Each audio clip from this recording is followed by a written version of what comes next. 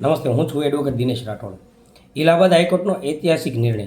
જો પોલીસ કોઈ નાગરિકને કાયદાકીય આધાર વગર 24 કલાકથી વધુ સમય સુધી ગેરકાયદેસર હિરાસતમાં રાખે છે તો તે વ્યક્તિગત સ્વતંત્રતાનો અધિકારનું ગંભીર ઉલ્લંઘન ગણાય છે. આવા કેસોમાં ઇલાહાબાદ હાઈકોર્ટે ₹25,000 પ્રતિદિન વળતર આપવાની માર્ગદર્શિકા આપી છે.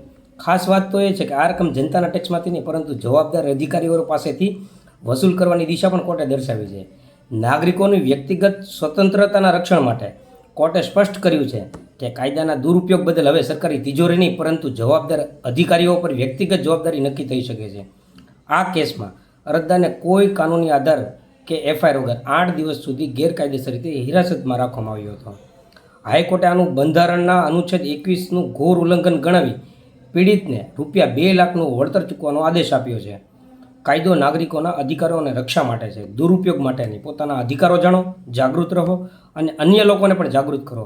આવી વધુ કાનૂની માહિતી અને મહત્ત્વના ચુકાદાઓ માટે ફોલો કરો. જય હિન્દ.